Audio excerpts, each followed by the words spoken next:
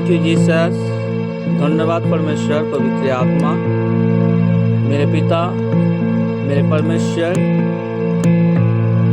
तेरे आगे मैं झुकता हूँ परमेश्वर।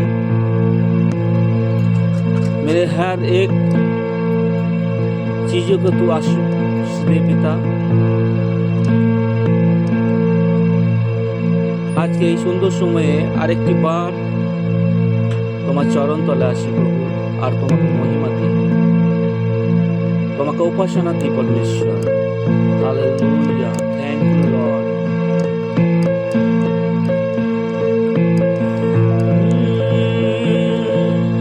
Yes Lord, Jesus Lord, दुनिया के आगे दुहाई बहुत दे, आंसू के बिनी ना मिला मुझको कुछ भी। दुनिया के आगे दुहाई बहुत दी, आंसू के बिनी ना मिला मुझको कुछ भी। हाँ प्रभु,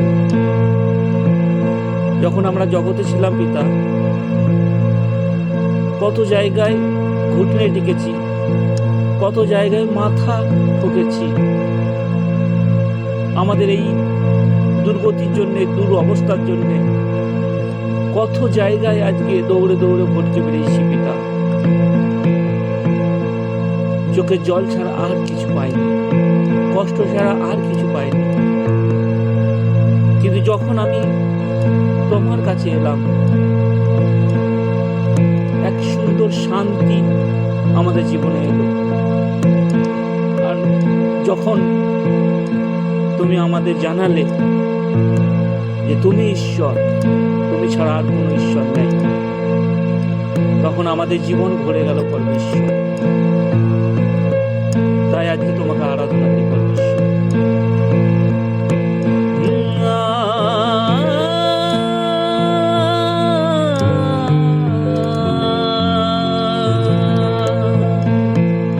दुनिया के आगे दुहाई बहुत दी, आंसू के बिनी ना मिला मुझको कुछ भी। तुझको मिला जब तब तुझको जाना, तब तेरे आगे जो मैंने दुआ की।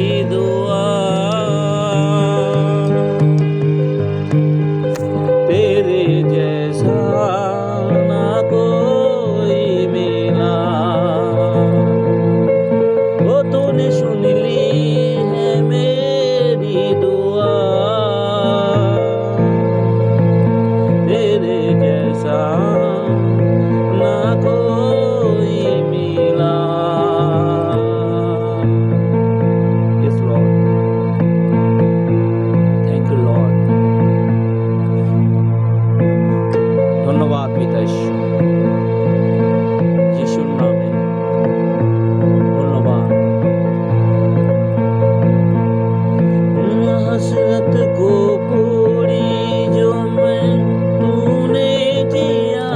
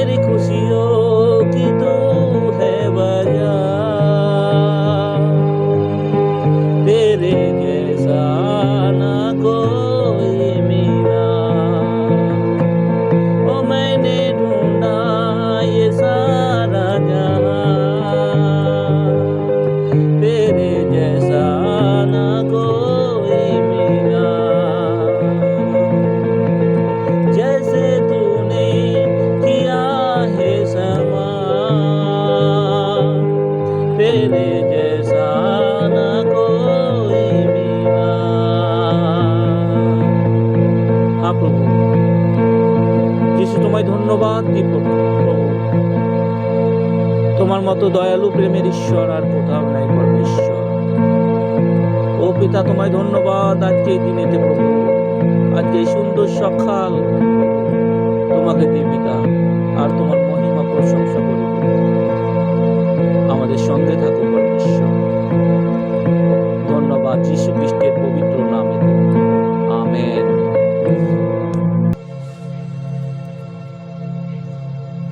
ধন্যবাদ দিই, আরেকটি বার প্রভু সুযোগ দিয়েছেন আপনাদের সামনে আসতে।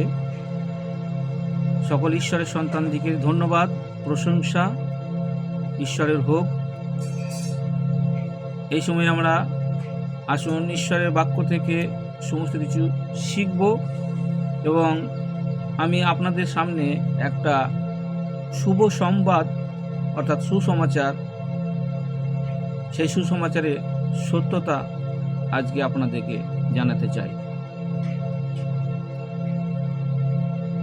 যিশুর এই সুসমাচার আপনারা শুনুন। দয়া করে ভিডিওটাকে স্কিপ না করে একটু শুনুন। এই ঈশ্বরের সুসমাচার আপনাদেরকে আমি শোনাতে চাই। আপনারা কি জানেন 2026 বছর আগে স্বর্গ ছেড়ে এই পৃথিবীতে কুমারী মহিলার গর্ভে এক পুত্র সন্তান পবিত্র আত্মাতে জন্ম নিয়েছিলেন। তার জন্মবৃত্তান্ত সম্বন্ধে বাইবেলে মতি পুস্তকে 1 অধ্যায় 18-তে এবং লুকের পুস্তক 1 অধ্যায় 26 থেকে 36 পদেতে পাবেন। আমরা তার জন্মবৃত্তান্ত যদি জানতে চাই, এখানে ঈশ্বরের বাক্যতে আমরা তার জন্মবৃত্তান্ত এক অভূতপূর্ব ঘটনা। পৃথিবীর যা সমস্ত মহাপুরুষদের থেকে সম্পূর্ণরূপে আলাদা। তার জন্ম কোনো নারী ও পুরুষের যৌন মিলনের দ্বারা হয়নি। তার জন্ম হয়েছিল পবিত্র আত্মাতে, সম্পূর্ণ আলাদা। এই পৃথিবীতে অনেক অনেক মহাপুরুষ এসেছেন, তাদের যে জন্ম হয়েছে, এই জন্মটা সমস্ত শারীরিক মিলনের দ্বারা, কিন্তু পবিত্র আত্মাতে কারো জন্ম হয়নি। তাই ঈশ্বরের সন্তানরা আপনাদেরকে একটা শুভ সংবাদ শোনাতে চাই। তাই ঈশ্বরের বাক্য থেকে মথির পুস্তকে 1 অধ্যায় 18 থেকে আমরা পড়ব।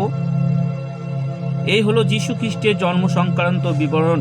যোসেফের সঙ্গে তার মা মরিয়ামের বাগদান হয়েছিল, কিন্তু তাদের বিয়ের আগেই জানতে পারা গেল যে পবিত্র আত্মার শক্তিতে মরিয়াম গর্ভবতী হয়েছেন। তার ভাবী স্বামী যোসেফ ন্যায়পরায়ণ লোক ছিলেন।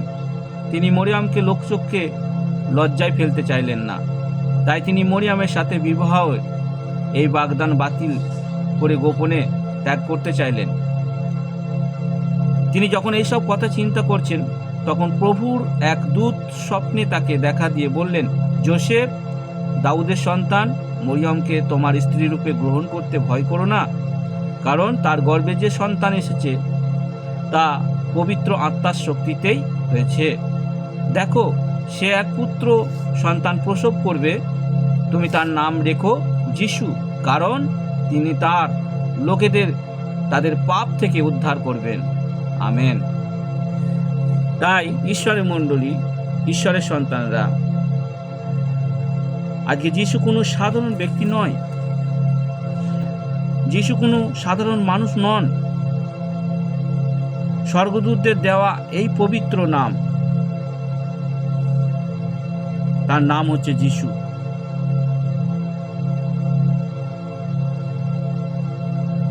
লুকের 1 অধ্যায় 31 থেকে 35 পাবেন।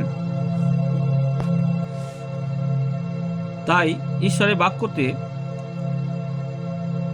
লুকের 1:35 আমরা দেখতে পাই, এর উত্তরে স্বর্গদূত বললেন, পবিত্র আত্মা তোমার উপর অধিষ্ঠান করবেন আর পরমেশ্বরের শক্তি তোমাকে আবৃত করবে। তাই যে পবিত্র শিশুটি জন্মগ্রহণ করবে তাকে ঈশ্বরের পুত্র বলা হবে।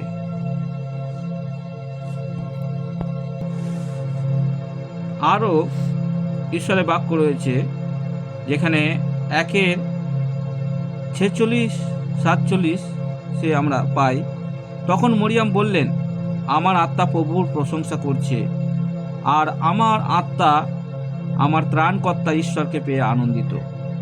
আমেন।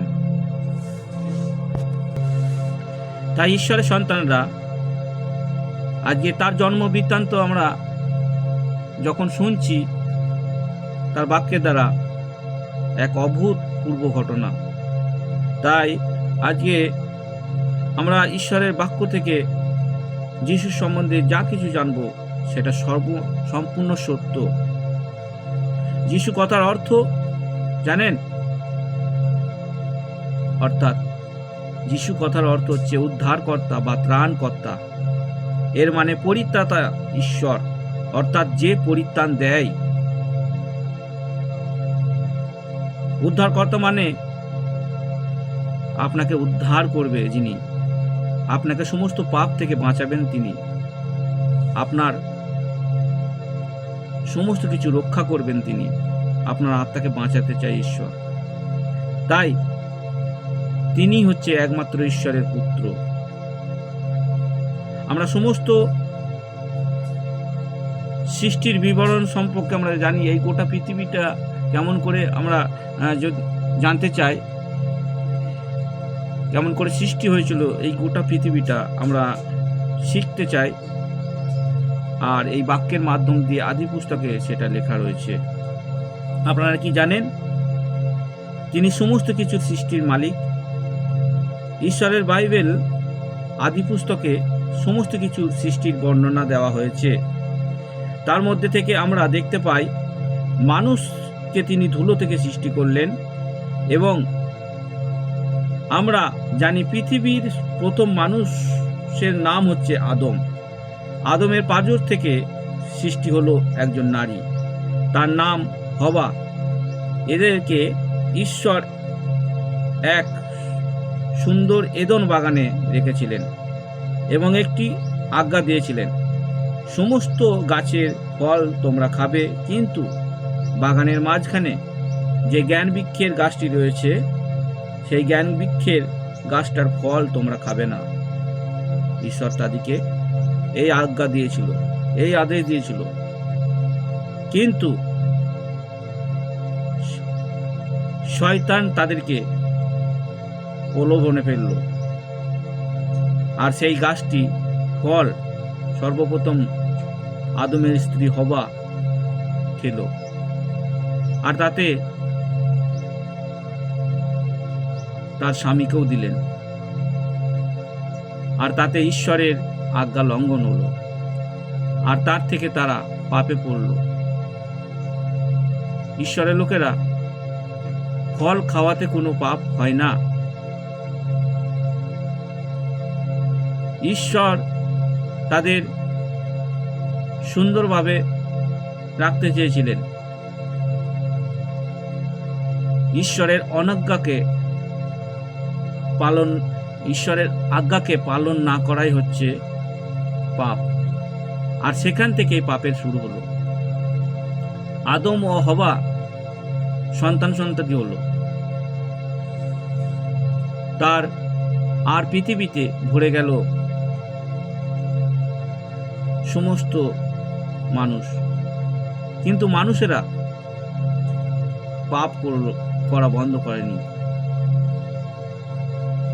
আদমের প্রথম দুই পুত্র কয়িন ও হেবল। কয়িন তার ছোট ভাই হেবলকে খুন করল, আর পৃথিবীর মাটিতে প্রথম রক্তপাত ঘটল। ভূমি অভিশপ্ত হলো, আর ঈশ্বর দেখলেন মানুষেরা পৃথিবীতে শুধু পাপ আর পাপ করছে। লোভ, লালসা, হিংসা, ক্রোধ, মারামারি, খুনোখুনি এইসবে মত্ত হয়ে গেছেন। তাতে ঈশ্বর দুঃখ পেলেন।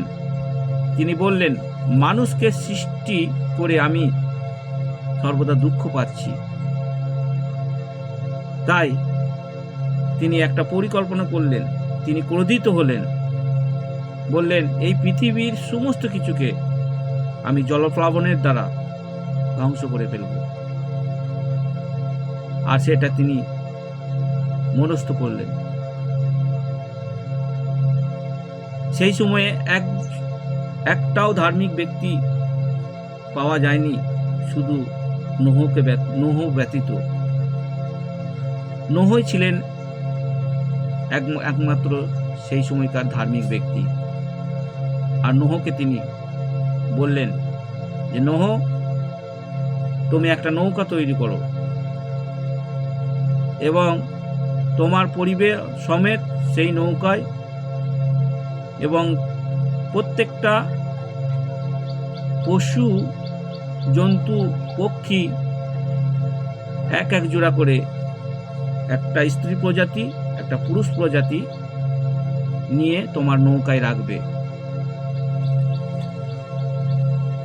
আর আমি সমস্ত কিছুতে তোমাকে সাহায্য করব,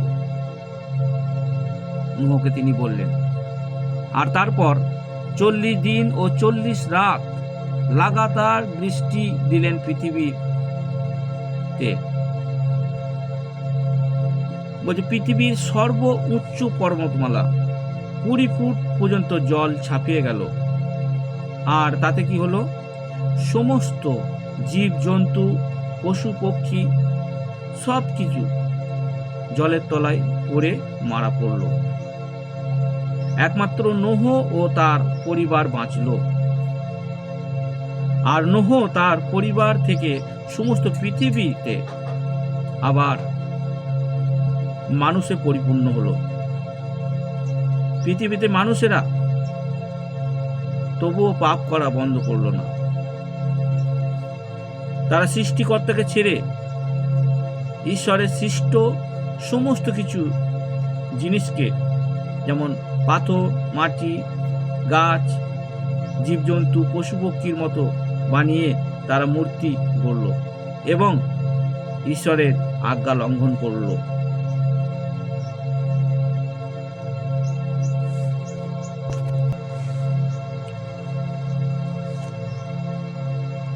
ঈশ্বর সেই বাক্য আমরা যাত্রা পুস্তকে 20 অধ্যায়ে দেখতে পাই। ঈশ্বর বললেন আমাদেরকে,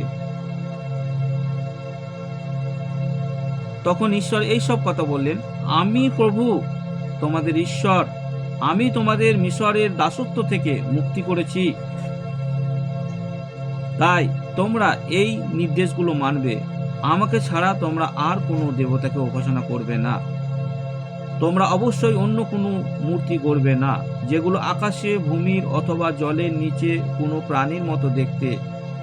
কোনো মূর্তির উপাসনা বা সেবা করবে না, কারণ আমি প্রভু তোমাদের ঈশ্বর। যারা অন্য দেবতার উপাসনা করে তাদের আমি ঘৃণা করি। আমার বিরুদ্ধে যারা পাপ করবে তারা আমার শত্রুতে পরিণত হবে এবং আমি তাদের শাস্তি দেব। তাদের আমি সন্তান সন্ততি এবং পরবর্তী প্রজন্মকেও শাস্তি দেব। কিন্তু যারা আমায় ভালোবাসবে ও আমার নির্দেশ মান্য করে চলবে, তাদের প্রতি আমি সর্বদা দয়ালু থাকব। আমি তাদের 1000 প্রজন্ম পর্যন্ত দয়া প্রদর্শন করব। তাই ঈশ্বরের মণ্ডলী, ঈশ্বরের সন্তানরা, আজকে তিনি যে আমাদেরকে আজ্ঞা দিয়েছেন, সেই আজ্ঞা লঙ্ঘন করা এক মহত্বপূর্ণ পাপ। আর এই পৃথিবীর প্রত্যেকটা মানুষ পাপের মধ্যে জর্জরিত রয়েছেন। তাই ঈশ্বরের সন্তানরা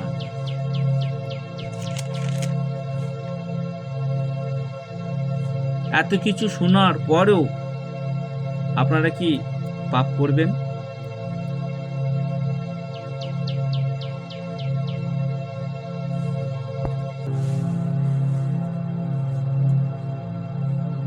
এই এত আজ্ঞা ঈশ্বরের বাক্য থেকে আমরা যেটা শুনতে পাই, তিনি আমাদেরকে অনেক আজ্ঞা দিয়েছেন। আর ঈশ্বরের আজ্ঞাকে পালন করা না করার হলো পাপ। কিন্তু মানুষেরা এত কিছু ঈশ্বরের আজ্ঞা শুনেও তারা পাপ থেকে বিরত হলো না। ঈশ্বর দেখলেন মানুষেরা পাপ করেই চলেছে, তাই এদের আয়ু আমি 120 বছরের মধ্যে সীমাবদ্ধ করে দেব। জানেন নোহর কত বয়স ছিল? নোহর বয়স 950 বছর ছিল। কিন্তু আজকে পৃথিবীতে মানুষ পাপ করার জন্যে ঈশ্বরের আত্মা বললেন, আর আমি মানুষকে এত আয়ু দিয়ে বাঁচিয়ে রাখবো না। তারা সর্বদা পাপ করছে আর তার জন্য আমার আত্মাটা কষ্ট পাচ্ছে। তার জন্য আমি 120 বছরের মধ্যে এই আয়ুকে সীমাবদ্ধ করে দেব। আদি পুস্তক 6:4 লেখা রয়েছে, আপনারা পড়ে নেবেন। তাই ঈশ্বর দেখলেন মানুষের এই পাপ কোনো পশুর রক্ত দ্বারা ধৌত করা যাবে না। তাই তিনি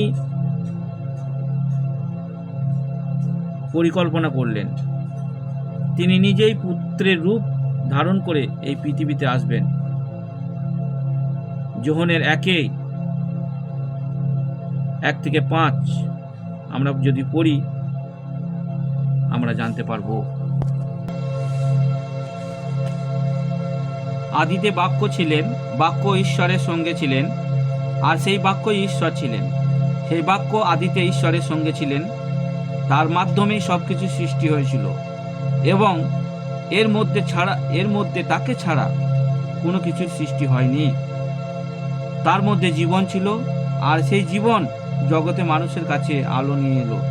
সেই আলো অন্ধকারের মাঝে উজ্জ্বল হয়ে উঠল, আর অন্ধকার সেই আলোকে জয় করতে পারেনি। তাই ঈশ্বরের সন্তানরা, ঈশ্বরের বাক্য আমাদেরকে পরিষ্কারভাবে দেখিয়ে দেয় এই জগতে মানুষরা আলোকে ছেড়ে দিয়ে অন্ধকারের পেছনে দৌড়াচ্ছে।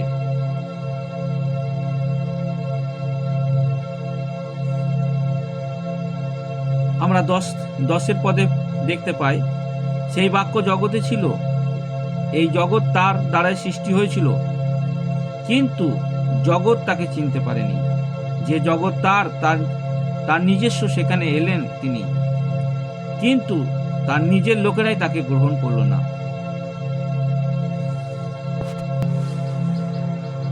তাই ঈশ্বরের সন্তানরা কত দুঃখের বিষয়।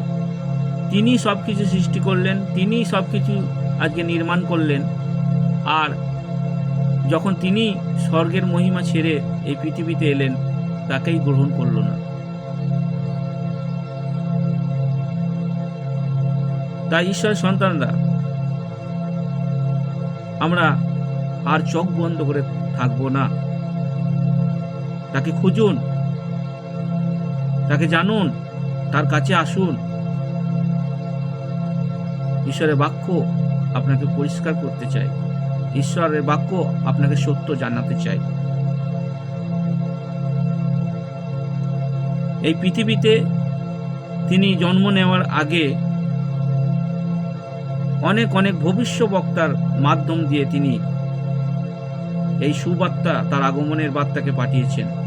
তিনি যে এই পৃথিবীতে আসবেন তার আগেই অনেক ভবিষ্যবাণী করা হয়েছিল, আর যিশায়া পুস্তকে সেই ভবিষ্যবাণী অন্যতম।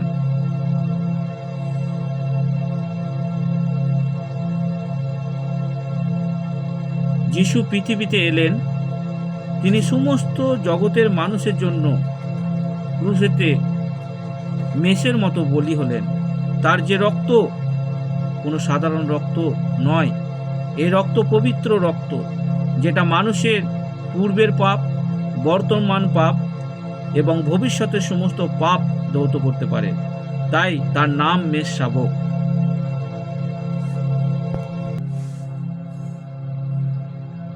ঈশ্বরের সন্তানরা, যিশু বলছেন, আমি তোমাদের সত্যি বলছি,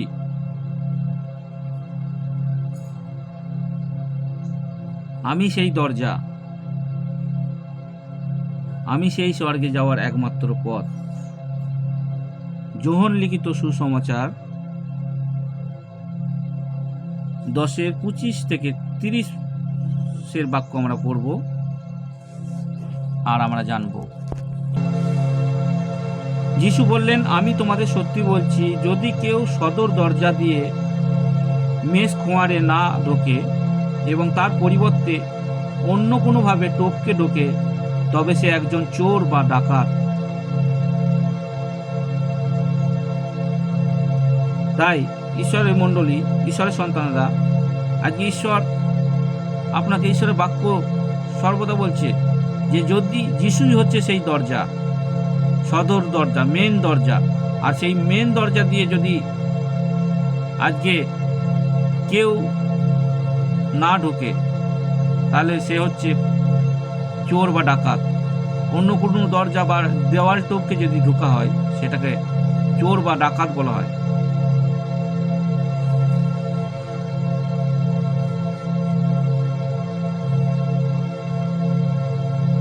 এখানে একটা গল্প রয়েছে, যেটা হচ্ছে আমরা দেখতে পাই, যদি কেউ সদর দরজা দিয়ে মেষ খোঁয়ারে ঢোকে, তার পরিবর্তে না ঢোকে এবং তার পরিবর্তে অন্য কোনোভাবে টপকে ঢোকে, তাহলে সে চোর বা ডাকাত। এখানে খোঁয়ার মানে কি? খোঁয়ার মানে কি? গ্রাম্য এলাকায় প্রচলিত রয়েছে, একটা অঞ্চল থেকে ডাক দেওয়া হয়, সেই ব্যক্তিকে খোঁয়ারের সমস্ত কিছু ভার দেওয়া হয়, আর সেখানে সমস্ত পশুরা যখন ক্ষেতের ফসল খায়, অন্যায় করে, আর সেই ক্ষেতের মালিক সেই পশুকে নিয়ে গিয়ে সেই খোঁয়ারের মধ্যে রাখে, আর তখন সেই পশুর মালিককে জরিমানা দিয়ে সেই পশুকে ছাড়িয়ে আনতে হয়। এটাকে বলে খোঁয়ার। তা যিশু হচ্ছে আপনার জন্যে সমস্ত কিছু, রক্ত ঝরাইছে, আপনার জন্যে সমস্ত কিছু করেছেন। যিশু আপনাকে সেই খোঁয়ার থেকে ছাড়াতে চায়। যিশু আপনাকে মুক্ত করতে চায়।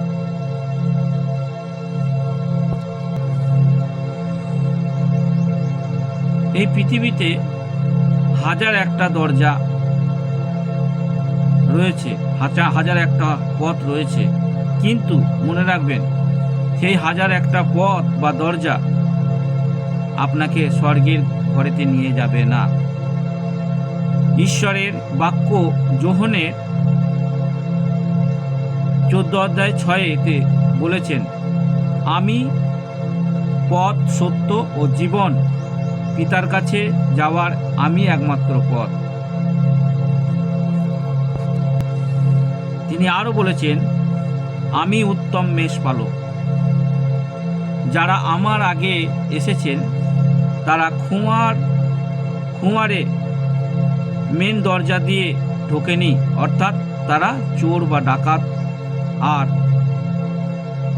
মেষেরা তাদের ডাক চেনে না, বরং তারা ডাক শুনে পালিয়ে যায়, কারণ তারা অচেনা। সবাই সঠিক মেষপালক হতে পারে না।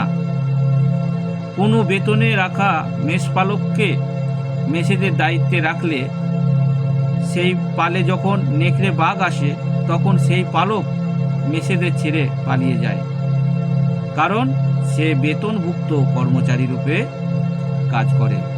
তাই যিশু বলেছেন, আমি উত্তম মেষপালক, এবং বলেছেন, আমার মেষেরা আমায় চেনে, আমার ডাক আমার রব শোনে। তাই ঈশ্বরের সন্তানরা, আজকে আপনি যদি ঈশ্বরের সন্তান হচ্ছেন, আপনার পালকের, অর্থাৎ আপনি যদি ঈশ্বরের মেষ হচ্ছেন, আপনি আপনার পালকের রবকে শুনবেন। দেখবেন, একটা পশু যখন একটা পালকের কাছে বড় হয়, তাকে চেনে যায়। আর যখন সে কাছে আসে, সেই পশুটা আওয়াজ করে, তাকে ডাকে, তাকে চেনে, কারণ আজকে সে তার পালক। তাই ঈশ্বর হচ্ছে আপনার আমার পালক, আর আমরা তার মেষ। ঈশ্বরের সন্তানরা, উঠুন, আজকে আপনাকে ঈশ্বর ডাকছেন।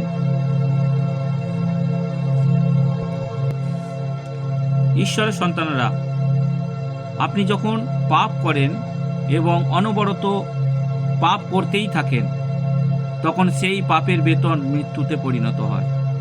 মৃত্যু মানে কি জানেন? মৃত্যু মানে নরকের আগুন যন্ত্রণা। লোভে পাপ, আর পাপের বেতন মৃত্যু। আর এইটা আপনাকে কে করায়? এই সমস্ত পাপ, লোভ, লালসা, এগুলো কে করায়? সেই চোর, সেই ডাকাত, সেই খুনি, অর্থাৎ শয়তান।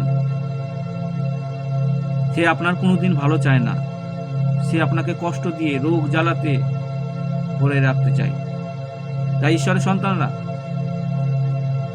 সে পৃথিবীর সৃষ্টির শুরু থেকেই আপনাকে মিথ্যা বলছে, মিথ্যা করাচ্ছে, মিথ্যা শোনাচ্ছে, আর আপনারা সেটাই করে আসছেন। যিশু বলছেন, চোর কেবল চুরি করে, খুন করে আর ধ্বংস করতে আসে, কিন্তু আমি এসেছি যাতে লোকেরা জীবন লাভ করে, আর যেন তা পরিপূর্ণভাবেই সেটা লাভ করে। তাই ঈশ্বরের সন্তানরা, যিশু সেই স্বর্গের যাওয়ার একমাত্র পথ। তিনি অনন্তকালীন জীবন, পৃথিবীতে জীবন এসেছে, কিন্তু মানুষ জীবনকে ত্যাগ করে মৃত্যুর দিকে, অর্থাৎ নরকের দিকে চলে গেছে। কেউ পবিত্র যিশুর কাছে বা আলোর কাছে আসতে চায় না, কারণ তারা পাপকে, অর্থাৎ শয়তানকে আপন করে নিয়েছে। ঈশ্বর অর্থাৎ যিশু বলছেন,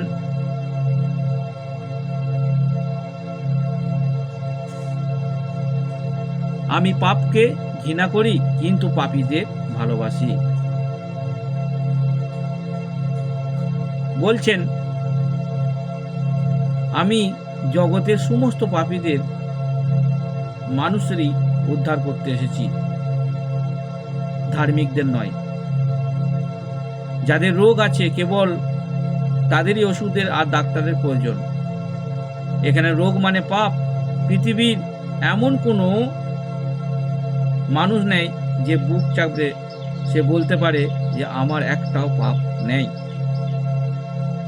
ঈশ্বরের বাক্য বলছে, সকলেই পাপ করেছে আর ঈশ্বরের প্রেম থেকে বঞ্চিত হয়েছে।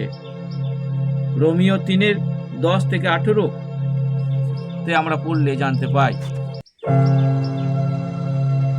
শাস্ত্র বলেন,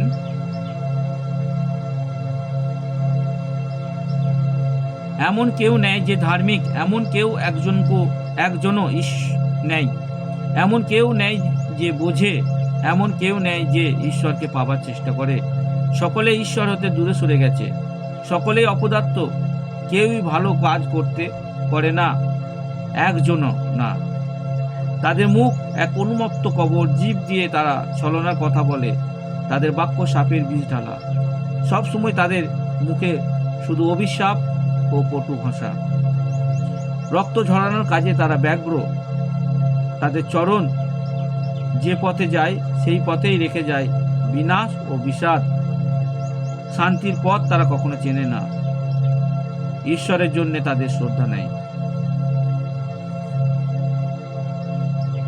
ঈশ্বরের বাক্য আরও আমরা দেখতে পাই 3:23, সকলেই পাপ করেছে এবং ঈশ্বরের মহিমা থেকে বঞ্চিত হয়েছে। আজকে আপনি পাপ করার জন্য ঈশ্বরের মহিমা থেকে বঞ্চিত, ঈশ্বরের প্রেম থেকে বঞ্চিত হয়েছেন। তাই ঈশ্বরের সন্তানরা।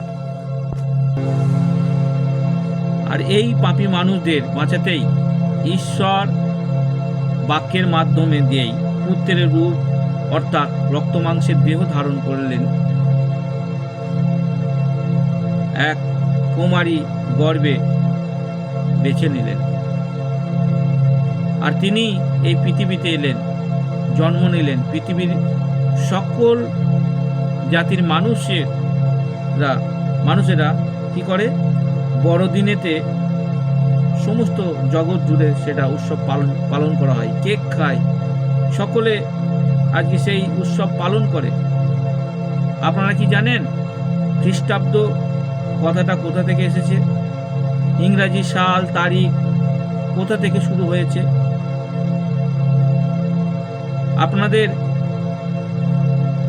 আপনারা কি জানেন খ্রিস্ট কথার অর্থ কি? খ্রিস্ট কথাটা কোনো টাইটেল বা কোনো পদবি নয়।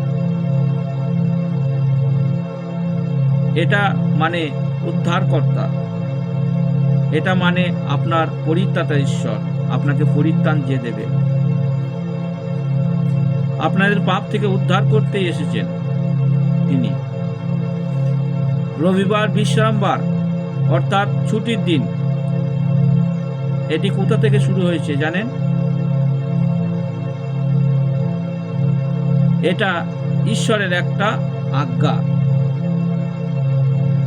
ঈশ্বরের বাক্য বলে, তোমরা সপ্তাহের 6 দিন কাজ করবে, 7 দিনের দিন অর্থাৎ রবিবারের দিন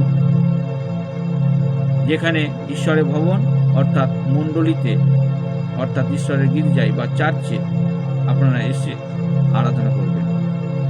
এখানে সেটা বলেছেন। তাই ঈশ্বরের সন্তানেরা ঈশ্বরের বাক্য বাইবেল থেকেই আপনি সত্য জানতে পারবেন। বাইবেল হলো এমন একটা পুস্তক যেটা থেকে আপনি আপনার জীবনের সমস্ত কিছু প্রশ্নের উত্তর জানতে পারবেন, আপনার জীবনের আত্মিক বিষয়গুলি বুঝতে পারবেন। জগতে অনেক জ্ঞানের পুস্তক রয়েছে, সেগুলি আপনাকে অনেক জ্ঞান দিতে পারে, কিন্তু মনে রাখবেন সেই জ্ঞান আপনাকে জগতের পথ দেখাতে পারে, স্বর্গের পথ দেখাতে পারবে না।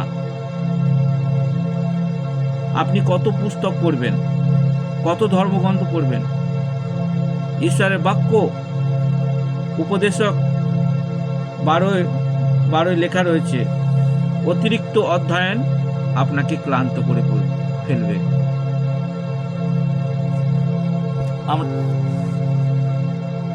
ঈশ্বরের বাক্য থেকে আমরা জানব। তাই এই বাণীগুলি পড়ো, কিন্তু পুত্র অন্য বই সম্বন্ধে সাবধান থেকো। মানুষ সর্বদাই বই লিখছে এবং অতিরিক্ত অধ্যয়ন তোমাকে ক্লান্ত করে দেবে।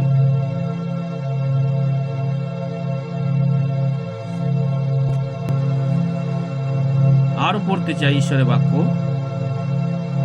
যেখানে লেখা রয়েছে, এই বইতে যা লেখা তার থেকে কি শিক্ষা আমরা নেব? মানুষের কাছে সবচেয়ে গুরুত্বপূর্ণ কাজ হলো ঈশ্বরকে শ্রদ্ধা করা ও তার আদেশ মান্য করা। কেন? কারণ মানুষ যা কিছু করে ঈশ্বর তা জানেন, সেটা গুপ্ত কিছু হলেও ঈশ্বর তা জানেন। তিনি ভালো ও মন্দ সব বিষয়ে জানেন।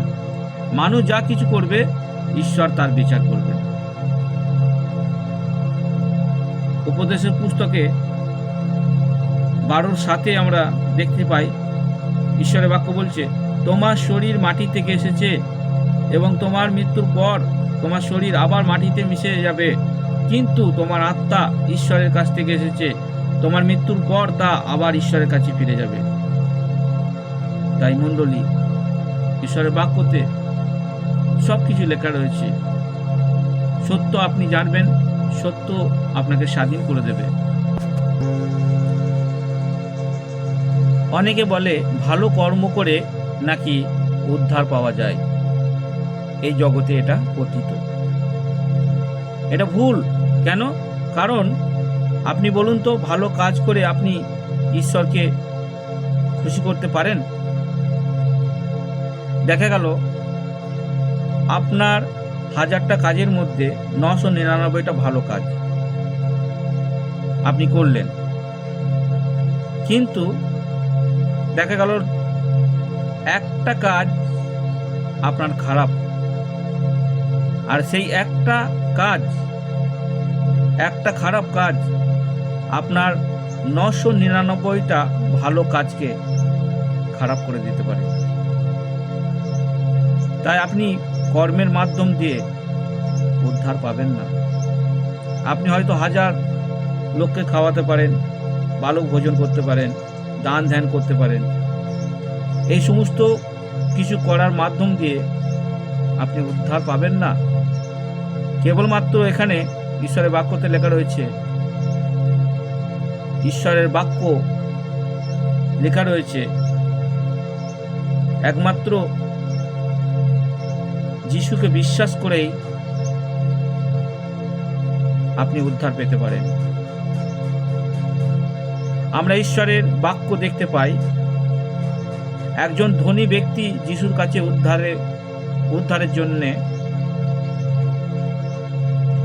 উদ্ধারের বিষয় জন্য জানতে এসেছিল। সেখানে মথি 19:16-24 লেখা রয়েছে, আমরা একটু পড়ব। একজন লোক যিশুর কাছে এসে জিজ্ঞেস করল, গুরু, অনন্ত জীবন পাওয়ার জন্য আমাকে কোন ভালো কাজ করতে হবে? যিশু তাকে বললেন, কোনটি ভালো? এ কথা তুমি আমায় জিজ্ঞেস করছো কেন? ভালো তো কেবল একজনই, আর তিনি ঈশ্বর। যাই হোক, তুমি যদি অনন্ত জীবন পেতে চাও তবে তার সব আজ্ঞা পালন করো। সে বলল, কোন কোন আজ্ঞা পালন করব? যিশু তাকে বললেন, তুমি অবশ্যই নরহত্যা করো না, ব্যভিচার করো না, চুরি করো না, মিথ্যা সাক্ষ্য দিও না, তোমার বাবা মাকে সম্মান করো ও প্রতিবেশীকে নিজের মতো করে ভালোবাসো। আর সেই যুবক তখন যিশুকে বলল, আমি তো এর সবই পালন করে আসছি, তাহলে আমার আর কি করা বাকি আছে? যিশু তাকে বললেন, যদি তুমি সম্পূর্ণ নিখুঁত হতে চাও তবে যাও, তোমার সমস্ত সম্পত্তি বিক্রি করে গরিবদের মধ্যে বিলিয়ে দাও, তাতে তুমি স্বর্গে প্রচুর সম্পদ পাবে। তারপর এসো আমার অনুসারী হও। কিন্তু সেই যুবক এই কথা শুনে বিষণ্ণ হয়ে চলে গেল, কারণ তার প্রচুর সম্পত্তি ছিল। তাই ঈশ্বরের মণ্ডলী, ঈশ্বরের সন্তানেরা, আজকে এই ব্যক্তি দেখুন, তার সমস্ত ভালো কাজ তিনি করেছিলেন, তার মা বাবাকে তিনি সম্মান করতেন, তার সমস্ত কিছু এই জগতে সব কিছু ভালো হয়ে থাকতেন, ভালো কাজের মাধ্যম দিয়ে তার সব কিছু ঈশ্বরকে জানালো, যিশুকে জানালো। কিন্তু সব ভালো কাজের পরও একটা কাজ তার বাকি ছিল, যে কাজটা হচ্ছে যিশুর পেছনে চলা। আর যিশু তাকে বললেন, তোমার সমস্ত সম্পত্তিকে বিক্রি করে দাও আর তারপরে আমার পেছনে পেছনে এসো। কিন্তু সে অস্বীকার করল, কারণ তার প্রচুর সম্পত্তি ছিল আর সে সেইটাকে ত্যাগ করতে পারল না। যিশু বলেছেন, তুমি তোমার অর্থকে, তোমার সম্পত্তিকে যদি তুমি ভালোবাসো, এই পৃথিবীতে জগৎকে যদি তুমি ভালোবাসো, এই জগতের সমস্ত কিছুকে যদি ভালোবাসো, তাহলে তুমি আমার প্রেম পাবে না। যিশু সব কিছু বললেন। তাই মানুষরা, ঈশ্বরের সন্তানেরা, কর্মের মাধ্যম দিয়ে আপনি হাজার চেষ্টা করলেও উদ্ধার পাবেন না। আপনাকে যিশুর অনুসারী হতে হবে এবং যিশুকে জানতে হবে। তাই আপনি ভালো কাজ করে উদ্ধার পাবেন না, কেবলমাত্র যিশুকে বিশ্বাস দ্বারাই উদ্ধার পেতে পারেন। রোমিও 10:9-13।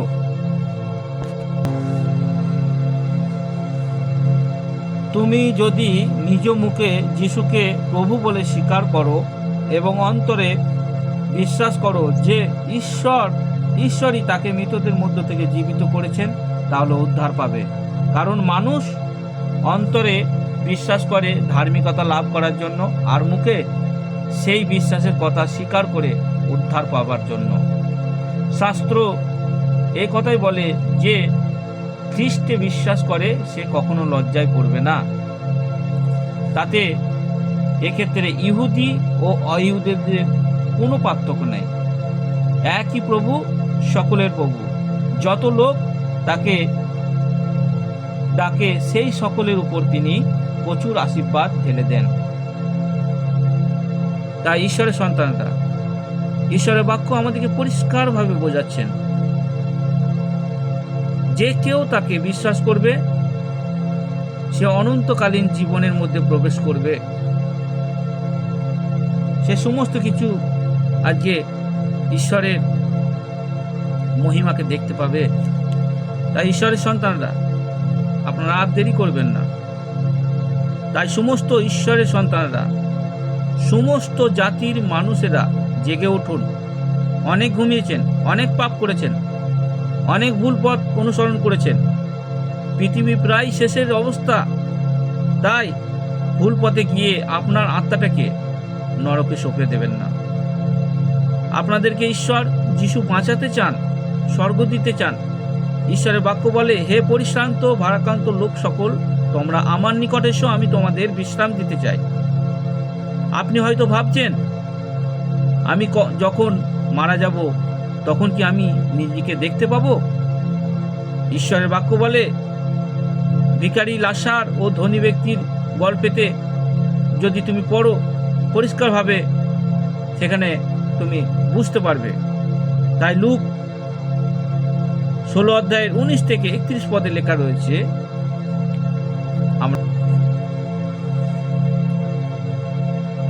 এক সময় একজন ধনী ব্যক্তি ছিল।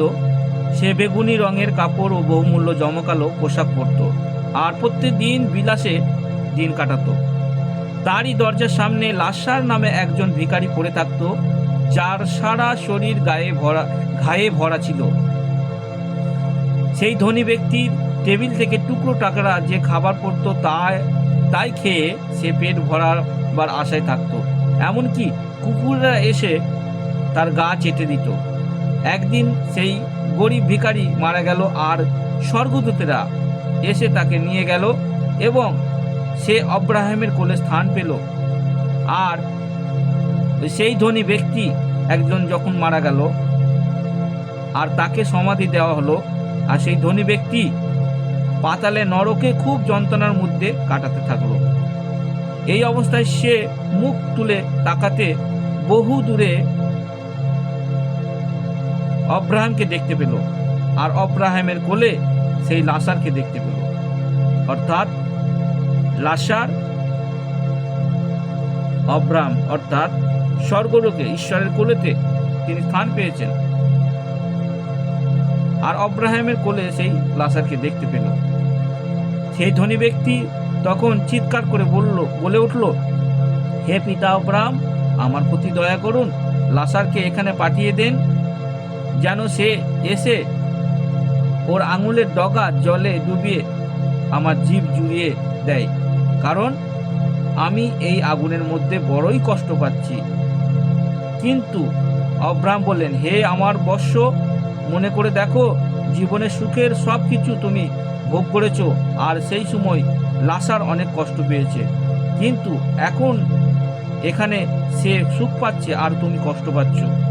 এছাড়া তোমাদের ও আমাদের মাঝে এক মহাশূন্য স্থান আছে, যাতে ইচ্ছা থাকলেও কেউ এখান থেকে ওপারে আসতে তোমাদের কাছে যেতে পারে না, আর ওখান থেকে পার হয়ে কেউ আমাদের কাছে আসতে পারে না।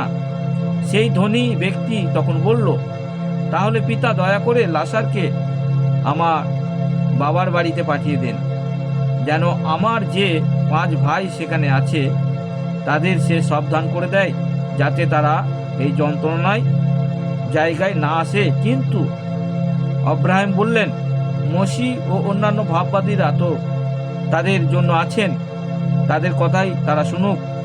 তখন ধনী লোকটি বলল, না না পিতা আব্রাহাম, মৃতদের মধ্য থেকে কেউ যদি তাদের কাছে যায় তবে তারা অনুতাপ করবে। আব্রাহাম তাকে বললেন, তারা যদি মসি ভাববাদীদের কথা না শোনে তবে মৃতদের মধ্য থেকে উঠে গিয়েও যদি কেউ তাদের কথা বলে তবুও তারা শুনবে না। তাই ঈশ্বরের সন্তানরা, এই ধনী ব্যক্তি এবং লাসারের কাহিনী থেকে আমরা বাইবেল থেকে জানতে পারি, ভিখারি লাসার যখন মারা গেল তখন সে কোথায় স্থান পেল? ঈশ্বরের কোলেতে। কিন্তু একইভাবে ধনী ব্যক্তি যখন মারা গেল তখন সে কোথায় স্থান পেল? নরকের আগুনেতে। আপনি সেই ধনী ব্যক্তি, আপনি হয়তো ভাবছেন আমি এই পৃথিবীতে যখন মারা যাব তখন কেউ দেখতে পাবে না, কিন্তু আপনি যখন মরে যাবেন তখন ওখানে জীবিত হয়ে যাবেন আর সোজা নরকের স্থানে গিয়ে পৌঁছাবেন। তখন এখানে দেখা যাচ্ছে ধনী ব্যক্তি ঈশ্বরের কাছে কাকুতি করছে, মিনতি করছে যে লাসারকে বলো তার আঙুলের ডগার জল ডুবিয়ে আমার মুখে দিতে, কারণ আমি এখানে তাপেতে কষ্ট পাচ্ছি, আমার পিপাসায় বুক ফেটে যাচ্ছে। তা তিনি তো পৃথিবীতে মারা গিয়েছিলেন, তাহলে তিনি কেমন করে আজকে ওখানে জীবিত হয়ে উঠলেন? তাই আপনি ভাবছেন আমি মরে গেলে আমি আর দেখতে পাবো না, যখন মরে যাবে তখন দেখা যাবে। সবাই এই কথাটা বলেন। তাই ঈশ্বরের সন্তানরা, এই ধনী ব্যক্তি লাসারের কাহিনী থেকে আমরা জানতে পারি যে স্বর্গ নরক রয়েছে। আপনি সাবধান হয়ে যান, আপনি আর ভুল করবেন না। যিশুকে উদ্ধারকর্তা হিসাবে গ্রহণ করুন, তাই আপনার আর কোনো বাহানা থাকবে না। আপনি যখন এই পৃথিবী থেকে বিদায় নেবেন তখন আপনার আর কোনো বাহানা থাকবে না। যদি আপনি এই পৃথিবীতে থাকাকালীন যিশুকে জানতে পেরে উদ্ধারকর্তা হিসাবে তাকে গ্রহণ করে আপনার মৃত্যু হলো, তাহলে জানবেন আপনি লাসারের মতো, সেই ভিখারি লাসারের মতো সোজা গিয়ে আপনি ঈশ্বরের কোলেতে স্থান পাবেন। আর যদি আপনি এই যিশুকে অস্বীকার করে এই পৃথিবীতে মারা যাচ্ছেন, আপনি জানবেন সেই ধনী ব্যক্তির মতো সোজা গিয়ে নরকের স্থানে আপনি প্রবেশ করবেন। কেউ আপনাকে রক্ষা করার মতো থাকবে না। যিশুর বিচার আসনের সামনে আপনাকে দাঁড়াতে হবে, আর সেখানে আপনার কোনো অজুহাত থাকবে না, কোনো বাহানা থাকবে না। তাই যা কিছু করবেন এই পৃথিবীতেই জীবন্ত থাকাকালীন আপনাকে সমস্ত নির্ণয় নিতে হবে। তাই যদি কিছু ঈশ্বরের জন্য করার সুযোগ পেয়েছেন, করে ফেলুন, তাকে জানুন, তাকে খোঁজ করুন। যিশু বলছেন, তার বাক্য বলছেন, দেখো আমি তোমার হৃদয়ের দরজায় দাঁড়িয়ে রয়েছি আর ঠক ঠক করছি। যদি তুমি আমার রব শুনে তোমার হৃদয়কে খুলে দাও, আর আমি সেখানে প্রবেশ করব, আর আমি তোমার সঙ্গে চলবো, উঠবো, বসবো এবং ভোজন পান করব। আমি তোমাকে সর্বদা সুরক্ষিত রাখবো। ঈশ্বর বাক্য আপনাকে সমস্ত কিছু বলে। তাই আমরা প্রকাশিত বাক্য পড়ব 3:19-22 পদ। ঈশ্বরের বাক্য বলেন, আমি যত লোককে ভালোবাসি তাদের সংশোধন ও শাসন করি। তাই উদ্যোগী হও, মন ফেরাও। দেখো দরজাতে দাঁড়িয়ে আমি ঘা দিই। কেউ যদি আমার গলা শুনে দরজা খুলে দেয় তবে আমি তার ঘরের ভেতরে যাব, তার সঙ্গে আহারে বসবো আর সেও আমার সঙ্গে আহার করবে। আমি জয়ী হয়ে যেমন আমার পিতার সঙ্গে তার সিংহাসনে বসেছি, সেইরূপ যে জয়ী হয় তাকেও আমি আমার সাথে আমার সিংহাসনে বসতে দেব। আত্মামণ্ডলীগুলিকে কি বলছেন? যার শোনার মতো কান আছে সে শুনুক। আজকে আপনার যদি শোনার মতো কান রয়েছে, আপনি শুনুন এই সুসংবাদটা। দয়া করে আপনি আর ভুল জীবনযাপন করবেন না, আর অন্ধের মতো অন্ধবিশ্বাসী হয়ে থাকবেন না। আপনি ঈশ্বরের বাক্যকে পড়ুন, ঈশ্বরের কাছে আসুন। ঈশ্বরের বাক্য আপনাকে আশীর্বাদ করতে চাই, ঈশ্বরের বাক্য আপনাকে স্বর্গ দিতে চাই। ঈশ্বর চান না কেউ নরকে যাক। তাই আজকে ভুল পথ, অন্ধকারের পথকে ত্যাগ করে, ভুল জিনিসকে ত্যাগ করে আজকে সত্যের পথকে বেছে নিন। ঈশ্বরের সন্তানরা জীবন পাবেন। আমার জীবনে অনেক পরিবর্তন রয়েছে, আমার জীবনে ঈশ্বর অনেক কার্য করেছেন। আমিও আপনাদের মতো ছিলাম একদিন। আমি কথা বলার যোগ্য ছিলাম না, আমি কথা গুছিয়ে বলতে পারি না, কিন্তু আজকে ঈশ্বর অনুগ্রহ, ঈশ্বরের সামর্থ্য আমাকে সমস্ত আশীর্বাদ তিনি আমার দিকে দিয়েছেন এবং আমি তার মহিমা করতে পারছি। দেখুন ঈশ্বরের সন্তানরা, আজকে এইটাই হচ্ছে সেই সময়, আপনার জীবনকে গঠন করার সময়। এই পৃথিবীতে যদি যিশুকে জেনেছেন, আপনি সব কিছু পেয়েছেন। কি হবে এই জগৎকে জিতে আপনার, যদি আপনার নিজের আত্মাটাকে হারিয়ে ফেললেন?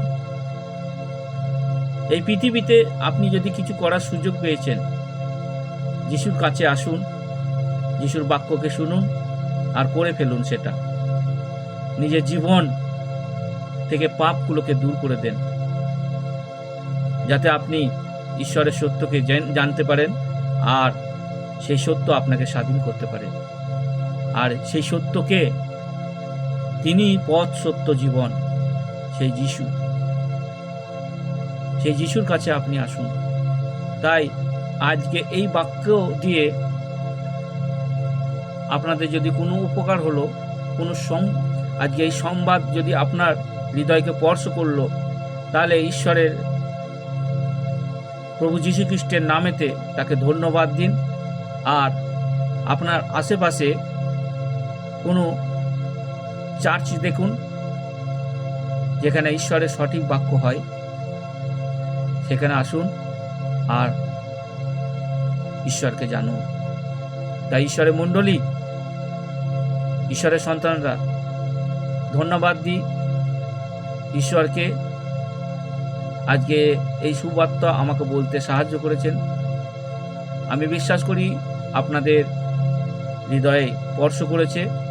আমি কিছু ভালো বলতে পারি না, কিন্তু যতটুকুই বলেছি ঈশ্বরের অনুগ্রহের দ্বারা, দয়ার দ্বারা। তাই আপনারা আজকে আশীষিত হন।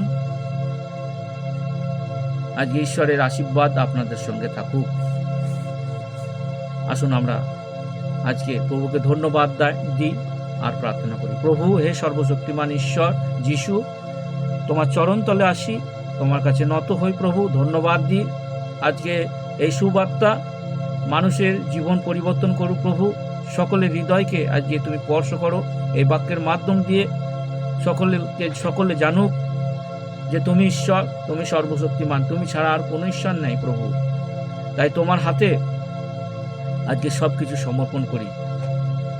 যীশু খ্রিস্টের পবিত্র মহান সামর্থ্যের নামেতে এই প্রার্থনাকে চাই। তুমি শোনো আর স্বর্গরাজ্যে গ্রহণ করো। আমেন।